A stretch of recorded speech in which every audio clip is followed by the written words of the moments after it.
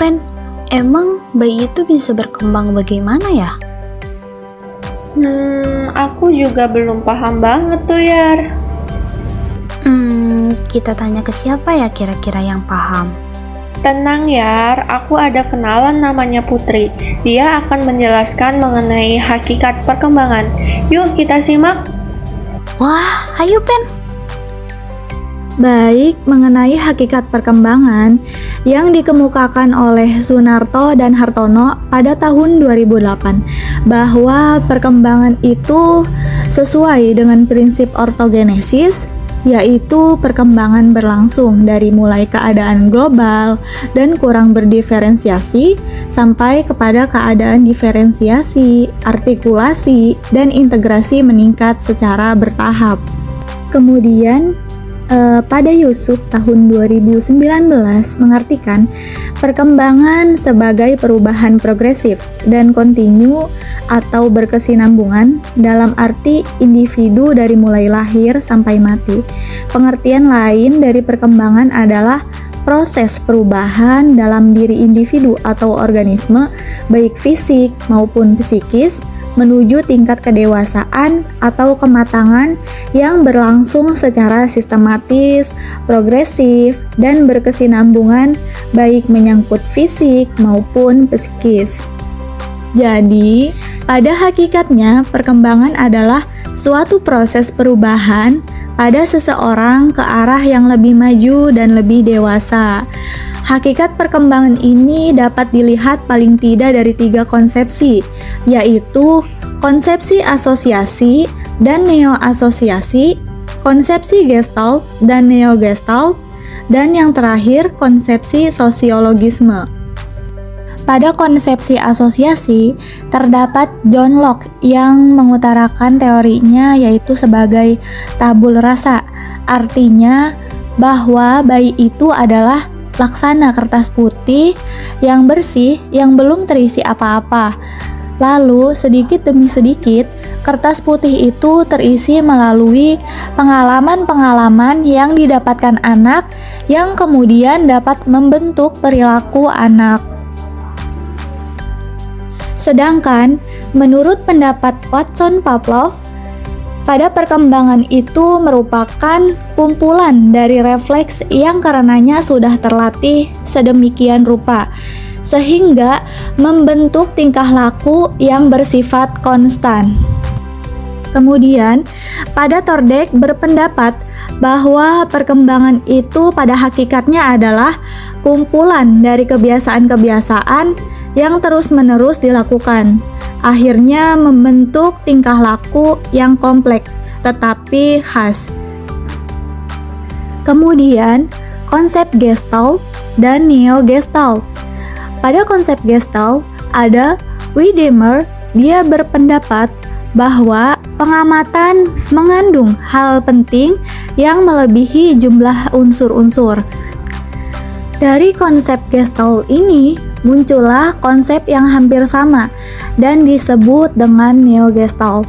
Salah satu tokohnya adalah Carl Lewin dengan teorinya stratifikasi.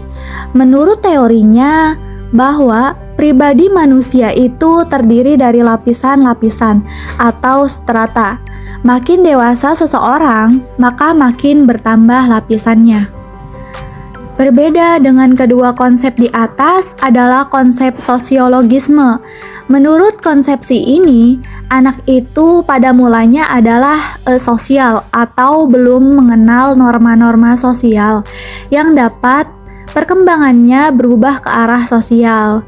Melalui proses imitasi, adaptasi, dan seleksi, kemudian anak itu dapat meniru segala tingkah laku orang dewasa. Tokoh konsepsi ini adalah Mark Bedwin. Yar, kemarin aku lihat adiknya teman aku udah besar dan tinggi loh. Itu terjadi karena ada pertumbuhan dan perkembangan, Fen.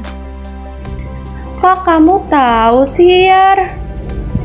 Ya tahu dong.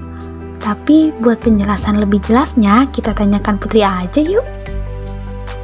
Pembahasan selanjutnya ada perbedaan pertumbuhan dan perkembangan. Pertumbuhan sendiri diartikan sebagai perubahan secara fisiologis sebagai hasil dari proses pematangan fungsi-fungsi fisik yang berlangsung secara normal pada anak yang sehat pada perjalanan waktu tertentu. Secara sederhana, menurut Faiza pada tahun 2020 menjelaskan bahwa pertumbuhan diartikan sebagai suatu proses bertambahnya tinggi, volume, atau massa tubuh pada makhluk hidup. Proses ini bersifat kuantitatif atau dapat diukur dan dihitung dengan angka. Contohnya, bertambahnya tinggi badan bayi dari semulanya 50 cm menjadi 80 cm. Kemudian pertumbuhan ini benar-benar bisa diukur dan dihitung dengan menggunakan meteran tinggi badan. Demikian pula bertambahnya berat badan bayi dari semula hanya 3 kg saat lahir menjadi 5 kg setelah 1 bulan berikutnya. Hal ini terukur karena menggunakan timbangan badan. Nah, bisa diketahui nih melalui deskripsi pertumbuhan tersebut dapat disimpulkan bahwa pertumbuhan ditandai dengan bertambahnya ukuran berat badan dan tinggi badan, sementara perkembangan dapat ditandai dengan perubahan kecakapan, kematangan fisik, emosi, dan pikiran menuju kedewasaan. Put, kamu tahu nggak aspek-aspek perkembangan tuh ada apa aja ya? Wah, seingat aku sih ada aspek fisik, intelijensi, sosial. Nah, selain dari itu aku tuh lupa ada apa lagi ya. Oh gitu ya. Tapi bentar deh, aku mau nanya lagi. Kalau perkembangan fisik dimulai dari umur apa aja sih? Kalau nggak salah nih, perkembangan fisik itu bisa dimulai dari kita sebelum lahir. Putri, kok kamu tahu sih? Coba deh kita tanya ke Dwina aja yuk. Nah, di sini saya akan menjelaskan tentang aspek-aspek perkembangan. Sebelum itu, saya akan menjelaskan apa itu perkembangan. Perkembangan dapat diartikan sebagai perubahan yang mencakup fisik dan psikis atau jasmania dan rohania, sehingga yang menjadi pembahasan pada poin ini tentang aspek-aspek perkembangan adalah mencakup fisik dan psikis. Aspek-aspek perkembangan yang pertama ada aspek fisik. Perkembangan terjadi pada fisik. Perkembangan fisik manusia terjadi dari masa pralahir dan terus berkembang sampai setelah lahir. Pertumbuhan dan perkembangan manusia sebelum lahir dimulai dari tahap fertilisasi, yaitu pembuahan ovum oleh sel sperma. Dari pembuahan ini menghasilkan zigot. Adapun perkembangan dan pertumbuhan manusia setelah lahir dimulai adalah yang pertama ada balita usia 0 sampai 5 tahun, yang kedua anak-anak usia 6 sampai 10 tahun, yang ketiga remaja usia 11 sampai 18 tahun, yang keempat dewasa usia 19 tahun, yang kelima manula usia 50 tahun ke atas. Adapun perkembangan dan pertumbuhan manusia setelah lahir dimulai adalah yang pertama balita, kedua anak-anak, ketiga remaja, keempat dewasa, dan yang terakhir adalah manula. Yang kedua ada aspek intelijensi. Di dalam KBBI, intelijensi diartikan dengan dua makna, yaitu yang pertama sebagai daya reaksi atau penyesuaian yang cepat dan tepat, baik secara fisik maupun mental terhadap pengalaman baru, membuat pengalaman dan pengetahuan yang telah dimiliki siap untuk dipakai apabila dihadapkan pada fakta atau kondisi baru. Kedua, kecerdasan. Tingkat intelijensi setiap manusia berbeda-beda dan untuk mengetahuinya diperlukan tes yang namanya tes intelijensi atau tes IQ. Yang ketiga ada aspek emosi. Menurut para ahli, Sarlito Wirawan menyebutkan emosi sebagai setiap keadaan pada diri seseorang yang disertai warna efektif baik pada tingkat lemah maupun tingkat yang luas. Emosi sebagai suatu peristiwa psikologis mengandung ciri-ciri. Menurut para ahli Yusuf tahun 2019, berikut ciri-ciri emosi. Yang pertama, ada lebih bersifat subjektif daripada peristiwa psikologis lainnya. Yang kedua, bersifat fluktuatif, tidak tetap. Ketiga, banyak bersangkut paut dengan peristiwa pengenalan panca indera. Emosi setiap orang berbeda-beda, dan hal itu tergantung kepada perasaannya sendiri. Inilah yang disebut dengan emosi itu subjektif. Misalnya, perasaan si A terhadap seseorang akan berbeda dengan perasaan si B. Untuk mengidentifikasi emosi seseorang, kita dapat melihat dari jenis atau ragamnya. Emosi dapat dikelompokkan pada dua kelompok, yaitu yang pertama ada emosi sensoris, yaitu emosi yang ditimbulkan rangsangan dari luar terhadap tubuh. Yang kedua ada emosi psikis, yaitu emosi yang mempunyai alasan-alasan kejiwaan. Yang termasuk emosi jenis kedua ini ada 5 macam, yaitu perasaan intelektual, perasaan sosial, perasaan susila, perasaan estetis, dan yang terakhir ada perasaan ketuhanan. Yang keempat ada aspek sosial.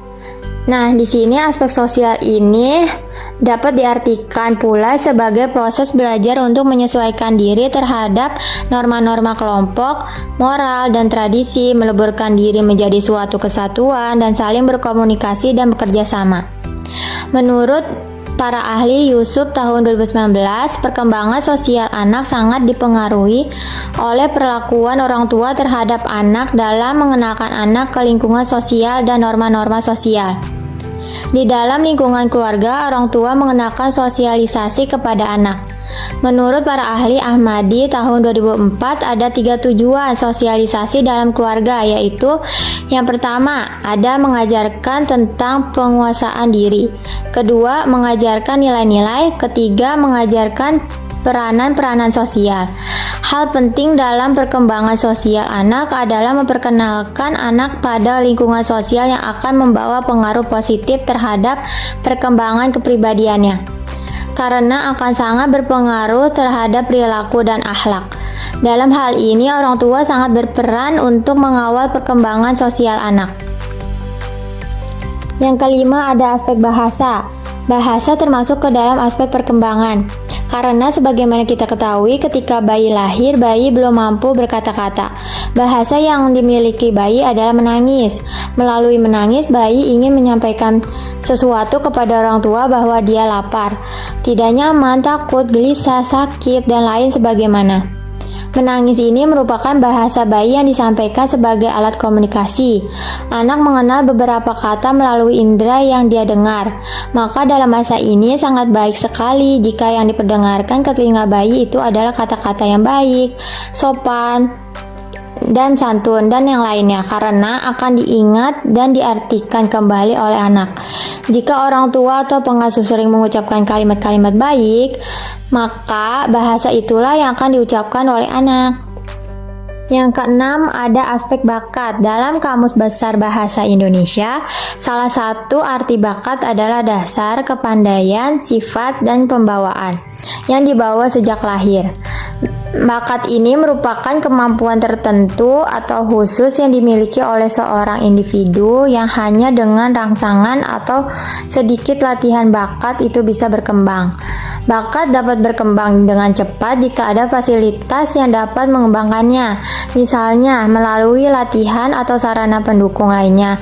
Seperti seseorang yang memiliki bakat melukis, maka bakatnya akan cepat berkembang jika dia sering latihan melukis dan didukung dengan fasilitas melukis yang memadai.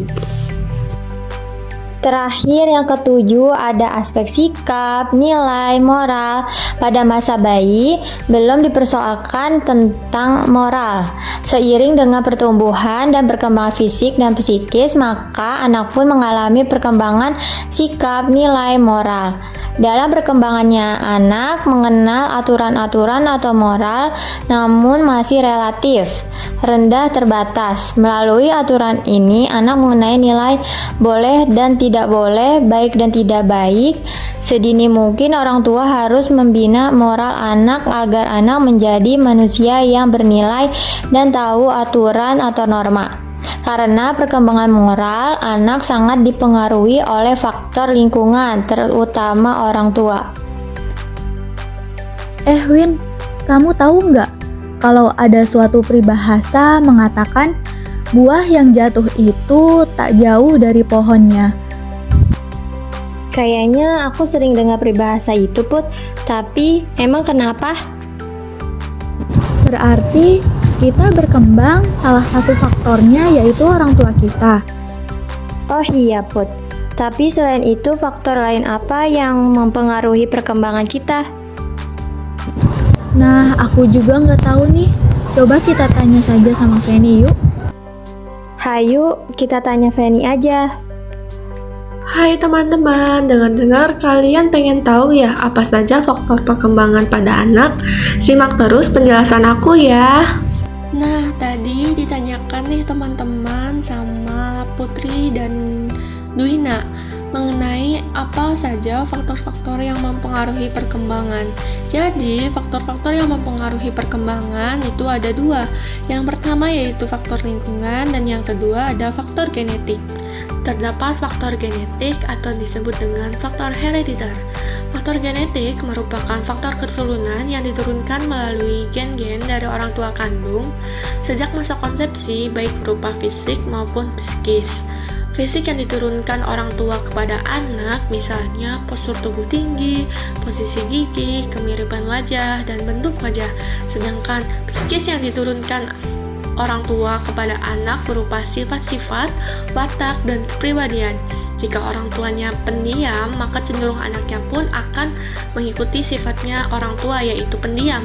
Sedangkan jika anaknya pemarah, maka salah satunya karena orang tuanya memiliki sifat pemarah yang ada pada dirinya.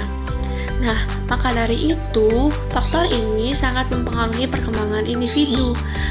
Maka dari itu, orang tua atau ibu khususnya menjaga dengan benar janin yang masih dalam kandungannya dengan mengkonsumsi makanan yang bergizi, halal, dan thoyyib, dan selalu menjaga batin untuk tidak stres, menjaga kondisi hati agar tetap tenang dan nyaman.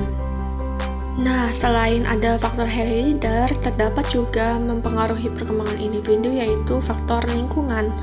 Faktor lingkungan ini yang dimaksud adalah bias dari lingkungan keluarga, lingkungan sekolah, dan lingkungan masyarakat. Yang pertama yaitu lingkungan keluarga. Terdapat beberapa orang bilang bahwa lingkungan keluarga adalah pendidikan pertama bagi anak. Anak yang dilahirkan dan dibesarkan di keluarga yang memegang teguh nilai, norma, dan agama akan tumbuh menjadi memiliki nilai, norma, dan agama yang kuat. Keteladanan dari anggota keluarga, terutama ayah dan ibu, yang dapat memperkuat anak menjadi individu yang berkepribadian kuat dengan nilai-nilai agama dan norma. Kontrol orang tua sangat diperlukan untuk tetap menjaga anak tumbuh sesuai dengan fitrahnya.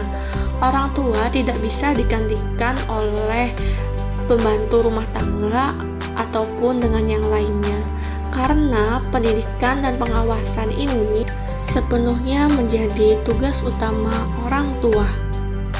Selain keluarga, terdapat juga yang mempengaruhi faktor perkembangan, yaitu faktor lingkungan masyarakat. Jika faktor lingkungan kuat dan dominan, maka anak akan mendapatkan pengaruh dari lingkungannya. Jika pepatah pernah bilang bahwa jika kita berteman dengan orang jualan minyak wangi, maka akan kecium harumnya minyak wangi tersebut. Sama saja dengan misalnya anak yang bergaul di lingkungan kota akan berbeda dengan anak yang bergaul di lingkungan pedesaan atau kampung. Anak yang banyak bergaul dengan teman-teman yang sering melontarkan kata-kata kasar dan kotor, maka bahasa kotor dan kasarlah yang akan keluar dari diri anak tersebut. Dan sebaliknya, jika anak dibesarkan di lingkungan yang menjaga kesantunan dalam berbahasa, maka anak akan menjadi santun juga. Selain faktor lingkungan keluarga, terdapat juga faktor sekolah, lingkungan sekolah. Sebagian waktu anak ini akan digunakan di sekolah. Sekolah yang akan menerapkan disiplin tinggi dan adab yang mulia akan memberikan pengaruh kepada anak. Pendidikan yang diberikan sekolah berupa akhlak mulia dapat membentuk siswa menjadi anak yang berakhlak mulia juga. Namun, hal ini guru sangat memegang peranan penting. Maka dari itu, guru harus menampilkan tokoh yang patut diteladani untuk anak. Jika di rumah sosok yang diteladani adalah orang tua, Maka di sekolah yang seharusnya tokoh yang diteladani anak adalah gurunya. Untuk itu, guru harus menjadi teladan yang memberikan pengaruh yang positif terhadap perkembangan anak. Maka dari itu, guru ini harus selalu menjaga perilaku, sikap, dan nilai lainnya agar menjadi contoh yang baik untuk anak di sekolah. Tadi kan kita sudah mendengarkan penjelasan tentang faktor-faktor yang mempengaruhi perkembangan. Nah, sekarang aku penasaran deh, ada nggak sih prinsip-prinsip perkembangan? Ya, pastinya ada dong, Fen. Kalau kamu mau tahu, yuk kita tanya Tiar aja. Halo semuanya, kalian mau tahu ya tentang prinsip-prinsip perkembangan? Prinsip-prinsip perkembangan itu ada 6 loh. Yang pertama, perkembangan merupakan proses yang tidak pernah berhenti atau never ending process. Maksudnya, manusia secara terus-menerus berkembang dipengaruhi oleh pengalaman atau belajar. Nah, yang selanjutnya atau yang kedua, yaitu semua aspek perkembangan saling mempengaruhi. Artinya, setiap aspek perkembangan individu, baik secara fisik, emosi, intelijensi, maupun sosial, saling mempengaruhi jika satu aspek tersebut tidak ada. Yang ketiga, ada perkembangan itu mengikuti pola atau arah tertentu. Maksudnya, perkembangan itu terjadi secara teratur sehingga hasil perkembangan dari tahap sebelumnya dapat dijadikan prasyarat bagi perkembangan selanjutnya. Nah, menurut Yellon dan Weinstein pada tahun 1977, pola perkembangan itu yang pertama ada cephalocaudal dan proximal distal, yang kedua struktur mendahului fungsi, yang ketiga perkembangan itu terdiferensial, yang keempat perkembangan itu berlangsung dari yang konkret ke abstrak, yang kelima perkembangan itu berlangsung dari egosentrisme ke perspektifme. Dan yang keenam atau yang terakhir, perkembangan itu berlangsung dari outer control to inner control. Nah, prinsip perkembangan selanjutnya, yang keempat, yaitu perkembangan terjadi pada tempo yang berlainan. Contohnya, perkembangan fisik dan mental mencapai kematangannya pada waktu dan tempo yang berbeda. Nah, ada yang waktu atau temponya itu cepat, ada juga yang lambat. Prinsip perkembangan selanjutnya yaitu setiap fase perkembangan mempunyai ciri khas. Nah, untuk prinsip yang ini akan aku jelaskan melalui contoh ya. Contoh pertama, sampai usia 2 tahun, anak memusatkan untuk mengenal lingkungannya. Nah, untuk contoh yang kedua, pada saat usia 3 sampai dengan 6 tahun, perkembangan dipusatkan untuk menjadi manusia sosial atau anak itu belajar bergaul dengan orang lain.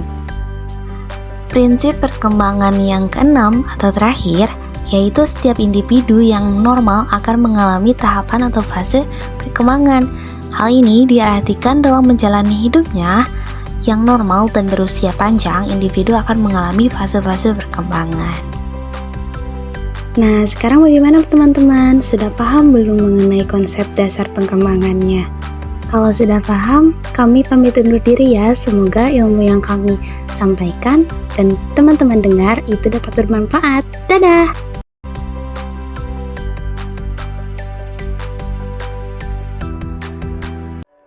Thinking of you, thinking of you.